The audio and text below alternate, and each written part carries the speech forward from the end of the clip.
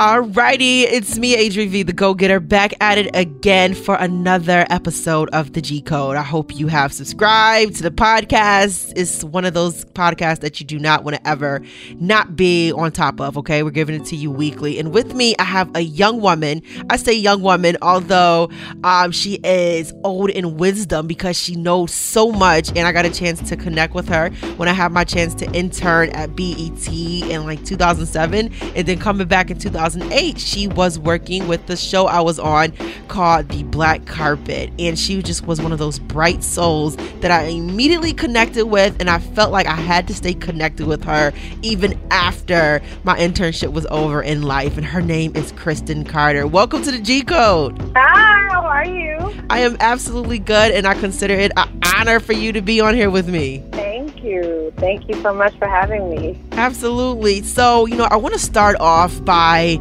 you telling the people, who is Kristen Carter? Okay, well, I am a freelance writer and producer. I've been in the business for 9 years, and I got my start on The Black Carpet, which is an entertainment news show.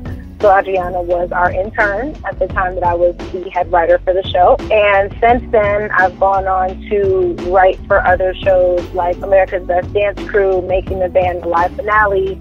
And in 2010, I actually transitioned to LA and have been story producing and field producing for a lot of competition shows like NBC's The Voice and Project Runway. And I'm currently on TV One's Hollywood Divas that premieres on Wednesday, July 15th, season 2, so check it out. This is so awesome. I feel like you just transitioned so well. So in the midst of you working at BET, working in New York City, and then making that jump and that leap to LA, that is a whole different kind of a monster there.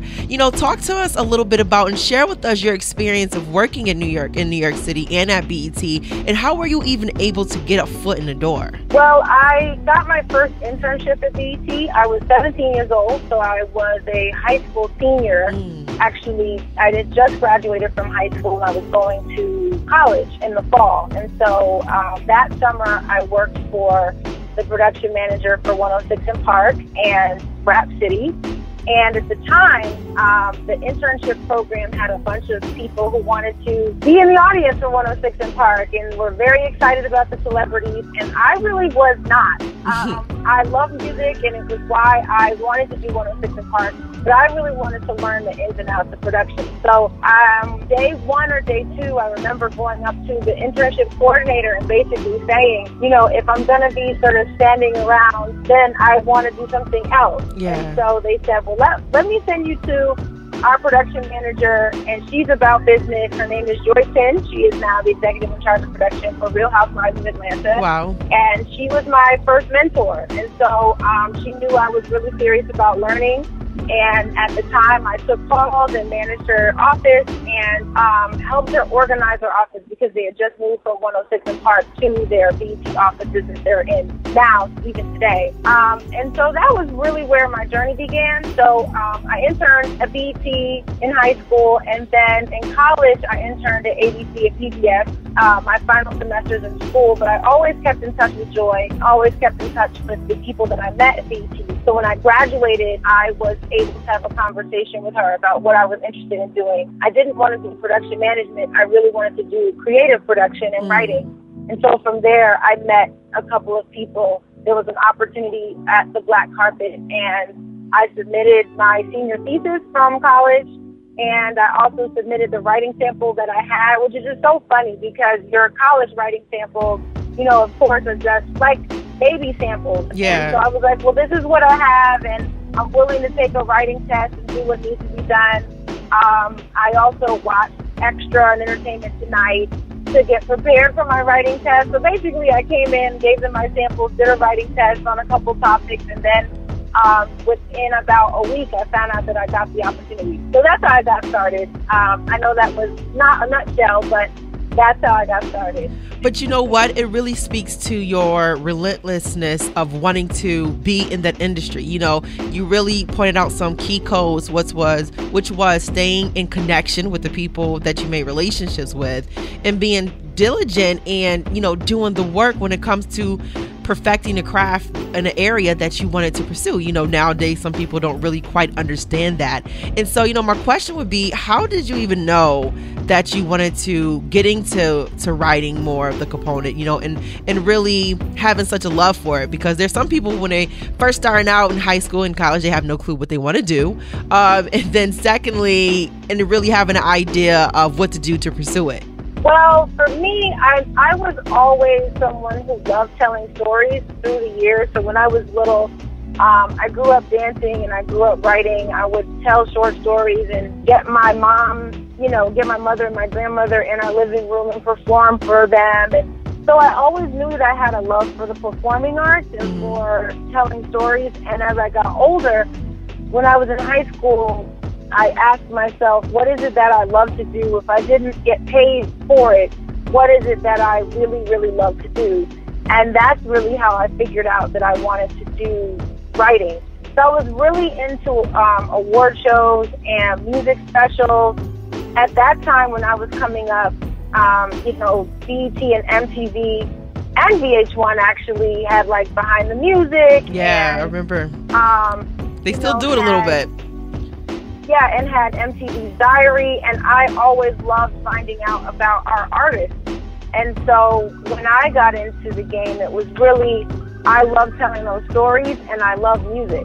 So, and I also love movies as well. So there were a lot of different components in terms of my own personal interests.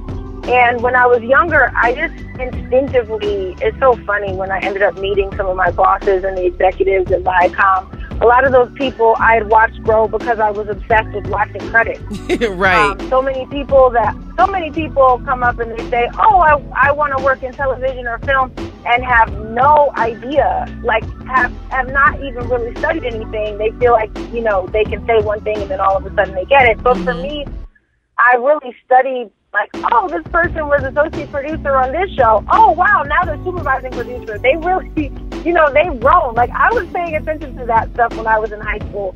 So when I graduated, a lot of times when I was networking with people and connecting with people, it was from the sake of, I already know your work. And so those people, my supervisors were very impressed because I knew their work and I had studied, and not from a place of, really from a place of interest, not even from a place of, oh, I know I need to know that. It was instinctive, like, I like your work, I want to work with this person. And it was the same thing with all the shows I've worked on. I've been a fan of those shows. So because I grew up in performing arts, like working on The Voice and America's Best Dance Crew, like I kept applying until I made it as a producer on America's Best Dance Crew. And it was like one of my favorite shows to work on because it embodied so much of what I grew up with, having like dance and music together and working, like I worked with one of the groups that was under 18. So to work with kids, which I'm very passionate about, working with students. So it combined so many of my interests that it was one of my favorite shows to work on. So growing up, I just paid attention to what was going on in the industry. And it's funny you mentioned dancing, because I remember vividly you dancing a lot in The Office when music would come on, playing different music. So now this all makes a lot of sense as to why, you know, America's Next Best Dance Crew is one of your favorite shows to have worked on, besides, you know, like you said, working with the youth. Now, as you have had that opportunity in New York City and making a transition to LA, now I know you have your family in Jersey. You're family orientated because I get a chance to connect with you on your Kristen Chronicles, and we're going to talk about that later on. But, you know, we always glorify us getting there and being able to be on. But what was some of the struggles that you dealt with, you know, being in New York City and then deciding, okay, I need to take my talents to LA and making that transition? Because sometimes no one knows the amount of work you have to put in, or the amount of, you know, some closed doors you face, but still being relentless and still pursuing those doors. And then the investment from time to finances when making those kind of transitions. Well, for me, so freelancing, for those of you who don't know, freelance means that you have a contract opportunity. So you have a start date and an end date. So a lot of people take staff jobs, which means that they work all year. And freelance, you're always looking for opportunities. So for example, I'll work on a season of a show, And as the season is ending, I know that I need to look for my next opportunity.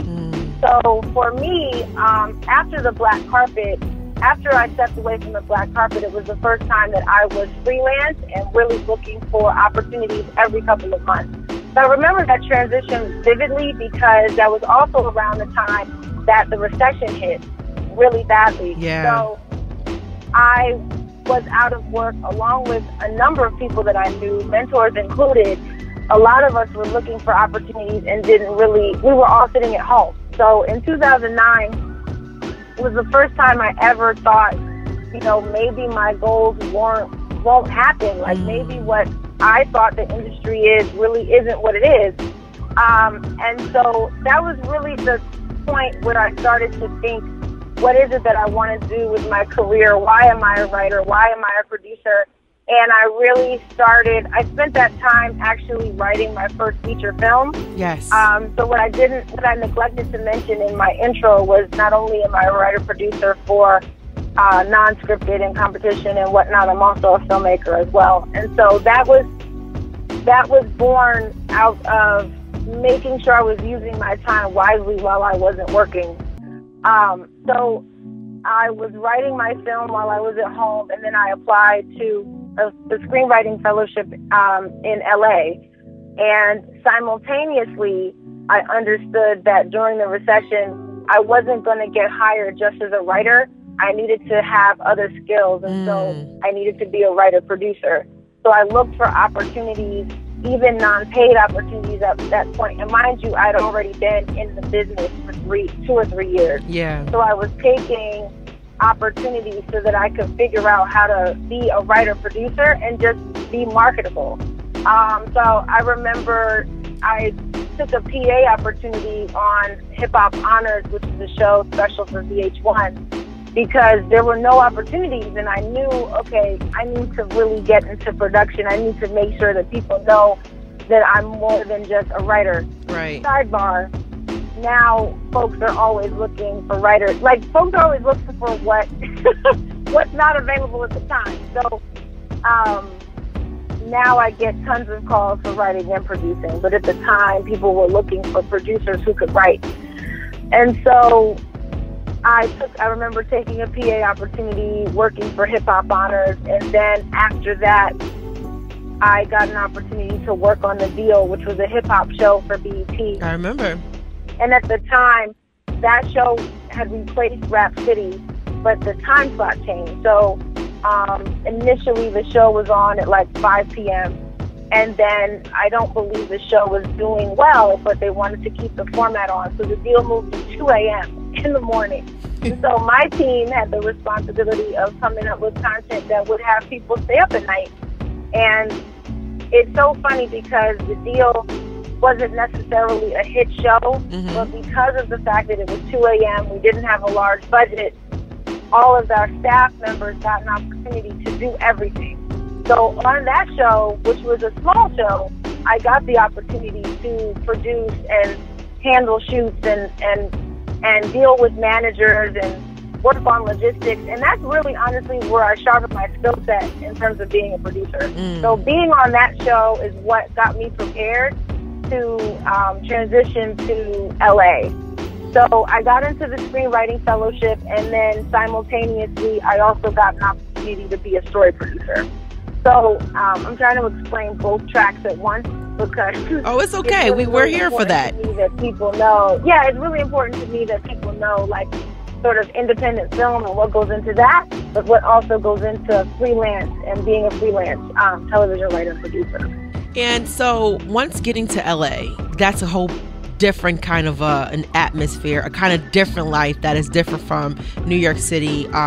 Exactly how were you, although you having a fellowship and although, you having a group of individuals who also was a part of the fellowship, how were you then able to maneuver in LA, having to pay for the cost of living, which is completely different from New York City, maybe just as up there, as well as adapting to a different time zone where your family's on the other side of the country, and just really, like you said, deciding to pursue whatever you can pursue to make yourself more marketable? For me, I really utilized all the connections I had made through the years in New York. So the different supervisors who were based in LA, I kept in touch with them. So, for example, I wrote for Making the Band, the live finale. I wrote for Made. And so a lot of those executive producers or the creators of the shows were based in LA. So when I would write for them, I would keep in touch. And those supervisors said to me, if you ever make it to LA, we'll make sure to look out for you. And every single person kept their word. And I will say, based on what I've experienced and just what I've heard from other people, those kinds of connections really speak to who you've been. That's not typical. Yeah. So folks, a lot of people that I know when they transition, they have a really, really tough time finding work. That wasn't my experience, thank God. But it was also because I had made friendships. A lot of times when people meet people that they've looked up to, a lot of times it's like, what can I do to get a job? And so for me, it was never that. Whenever I've kept in touch with people, it's because I've connected with them as people. So maybe it's a common interest, or we're from the same area, or we like the same music. It could be anything, but I always look for a connection with people. I never, and this is even now, whether it's my mentees that I have or mentors, 9 times out of 10 when I have a conversation with someone, I could care less about the opportunities. I'm all about, well, who are you? Do I want to hang out with this person? Right. I know that we're going to have 12 to 14-hour days. Do I want to be in an office with this person? Let me find out. And so that's always how I make relationships. So anyway, those relationships are what propelled my experience in LA. And then also, too, I made sure that people knew what I needed and that I was transitioning. So a lot of the friends that I made through the years in New York, I let them know I got an amazing opportunity to be a part of this fellowship. 16 people got chosen nationally, and I was one of 16, which is a huge blessing. That's a major blessing. Thank you. And at the time, I didn't have a lot of savings because if you follow my last answer, I had just come off of the recession and unemployment and all that stuff. So I really had to let people know, hey, this is what's going on. If you guys have any resources, if you know of churches, hair salons, friends in the LA area, I'd love to meet them. Right. And so that's how I was able to start to make connections here and really fit in quickly. It was because I did all that prep work. And actually, I got the opportunity I got into the fellowship like December of 2010. I moved January of 11. So I moved very quickly. So it wasn't like I had 3 and 4 months. People always think, oh, you had all this time or whatever. And really it was, I moved very quickly, and I made sure that, I've always made sure that like my name speaks for itself and that my work ethic speaks for itself, so that if I'm being connected to someone, they know, oh, it's Kristen Carter. Oh, she's going to do a great job for you. She's a great person to work with. I always want to make sure that stands above and beyond anything. Absolutely. And you're dropping jewels left and right. You're dropping codes left and right, which I really hope you remember them as we move forward. But I want to go back. I talk about this stuff all the time. So. I'm loving it because I'm writing it down as we're talking like, oh, this is a good code. This is a good code. So I want to go back to the recession. And, for so many people, when you, not so much saying you hit rock bottom, but when you have nothing else to do, you really begin to tap into your creativity. And I'm not sure if this is when you created Jazzy Dreamers at the time? No, I actually already had Jazzy Dreamers. So I got out of school May of 2006, and I created Jazzy Dreamer Entertainment January of 2007 because I was being asked to write for people, like treatments and one-sheets and bios, and I really wanted to solidify myself as a business owner. I was actually an entrepreneur and a business owner in high school, and so I wanted to make sure that my career and my work were connected. So no, I created my LLC pretty much immediately after I graduated from school. I love it. Oh, you're such a boss.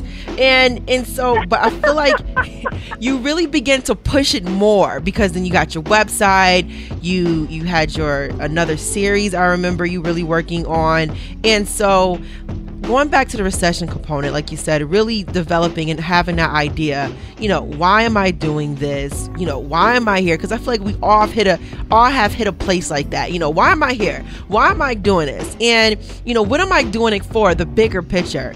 And once you were able to identify that, did you take on a new means for your work or a new idea of seeing life? That was really a turning point for me. I think 2009, 2010, I refer to those years in particular a lot because I was questioning a lot, not even just in my career, but just with relationships and families and how I wanted to continue to move, just in the community in general and what I want my contribution to be.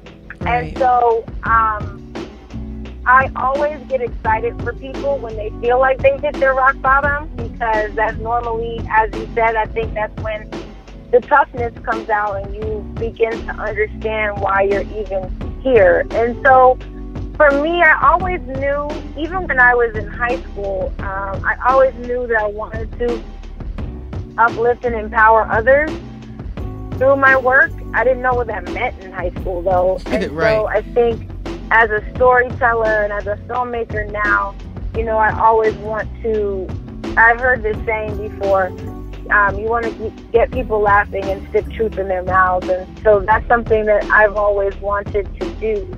Now, in terms of my freelance work and the work that I do with television, I've always wanted to be a part of shows that are feel-good shows that have a moral to them. So even when you look at shows like America's Best Dance Crew and these competition shows, folks are on these programs because they want to obtain a grand prize to live their dreams. Right. So I really come from that standpoint, not even so much, we get so wrapped up in like, oh, this person sounds good, or they dance really well, or man, they made a really great outfit, like for Project Runway. But really, where I come from is like, this person has an opportunity to change their lives with their gifts. And I think that's incredible, and I want to tell their story.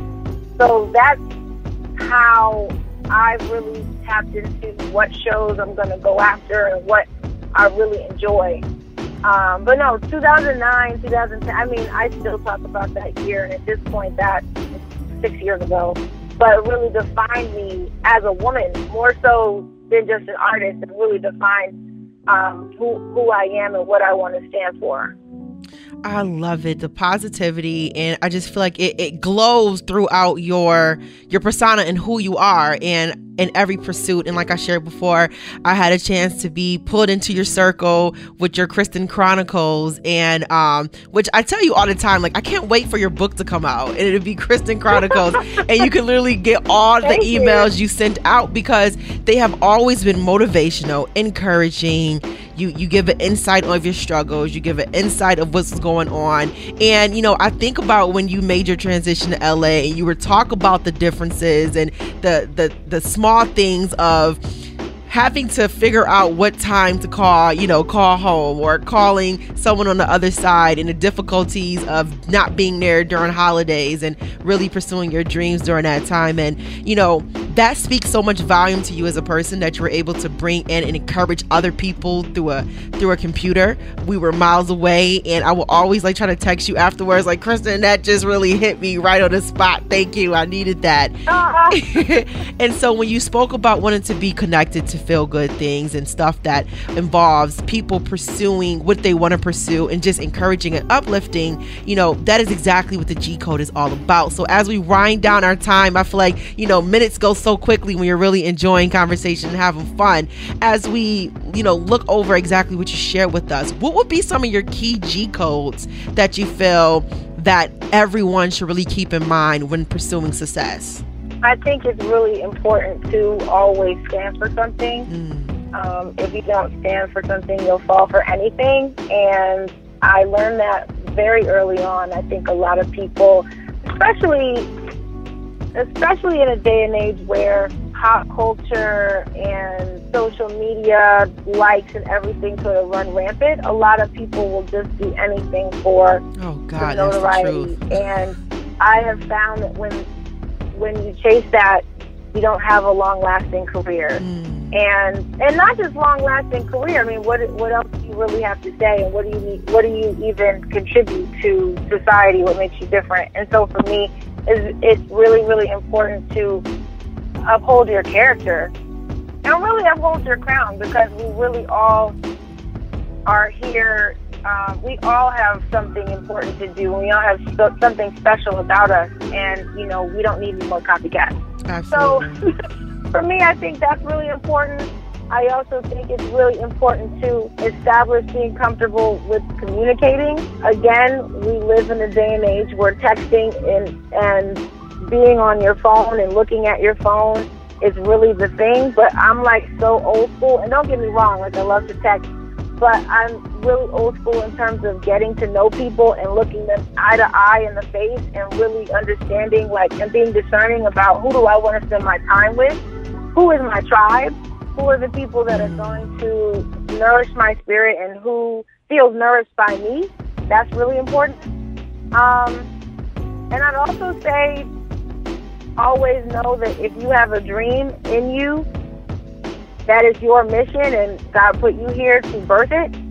And never forget that, no matter what the circumstance is, no matter what obstacle you face, if there's a dream that you have, it is your purpose, it is your mission to fulfill that.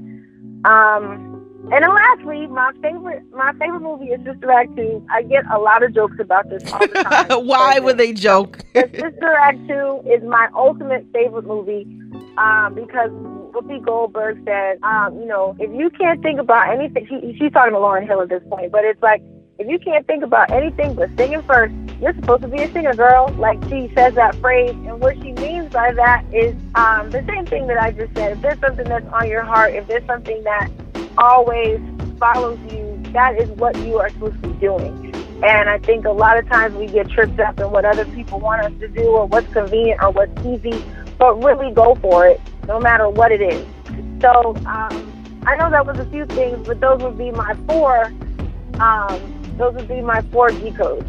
I appreciate those G codes. Those are all key G codes that everyone definitely needs to take heed to. So, Kristen, before you get out of here, please, I know before, like you said, when you were on The Deal, I remember each show you got, you would blast the email and make sure you encouraged us to watch and to pay attention, which I love. So we all could make sure we played our part in keeping the ratings going for whatever it is you were doing. So at this moment, share with us how anybody could get connected with you. What are you working on now? What should we be watching so we can check out the credits for Kristen Carter, and exactly what should we be looking for in the future from you? Sure. Well, my website is KristenVCarter.com, and that has all of my updates. I'm not sure if you print anything, so I'll spell it. So KristenVCarter.com. And I just wrote the Community Impact Awards, which aired on Centric last night, but I'm sure it will re-air. So please check your TV guide for that. And also Hollywood Divas Season 2 premieres July 15th at 9 p.m. And in addition, if you would like to see my work as a filmmaker, my short film First Date runs on Aspire TV. Just check your local listings because it airs on various times, but my short film, again, is entitled First Date. It is so funny because I have watched that several times on Inspire, and it's one of my favorites. So I am just excited for your future. I know I'm going to be able to stay connected with the Kristen Chronicles, so hopefully you keep pushing some more out. And I might write one tomorrow just because you said that. Yeah, I might write one because it's always, if the spirit moves me, then I'll write.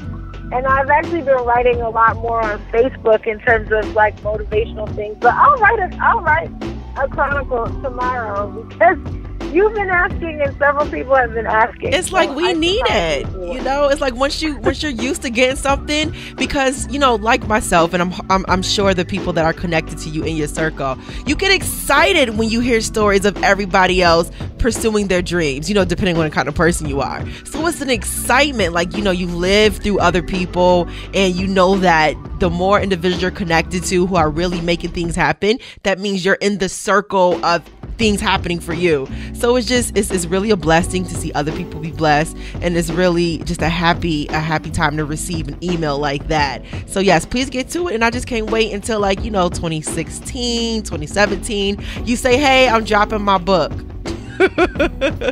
of all your Kristen Chronicles. I'm looking forward to that too. I mean, I didn't share my big goals, but definitely writing a book and having a feature film or two of those. And then also, with my short film, I traveled for a year and a half on the film festival circuit, as well as I created a workshop series. And I really want to continue to give back to our youth and just let them know that our dreams can come true. Because I remember when I got into the industry and I was writing, I want to write an award show. What does that mean? Right. Who's a writer? I had no idea. And so I'm really fortunate that I love what I do, and it actually gives me an opportunity to connect with kids, because our kids at this point are so media savvy. So when you say certain TV shows and they watch them, they're attuned to listen to you. So I love that they are in tune, but then I have something to share with them. That I'm really, really thankful to have that line of communication open. So I definitely want to continue to speak to students and eventually start a film and performing arts program. That's something I've been incredibly passionate about since I was young. There's so many things that I've loved since I was young, and so it's been a real blessing to live those dreams out. Well, this is a blessing to be able to watch your dreams come true. So, Kristen, thank you. Thank you so much for being a part of tonight's G Code, more so. And I just want to say officially, welcome to the G Code yet again. Don't forget. Thank you so much. I really appreciate it. You're absolutely welcome. Don't forget my Go Getters to make sure you're subscribing, encouraging others to do the same. And always remember, make sure you follow your dreams, because if not, you will be working for someone who did. Keep it locked always to the G Code. Me, ADRI.V, and of course my guest for today, Kristen Carter.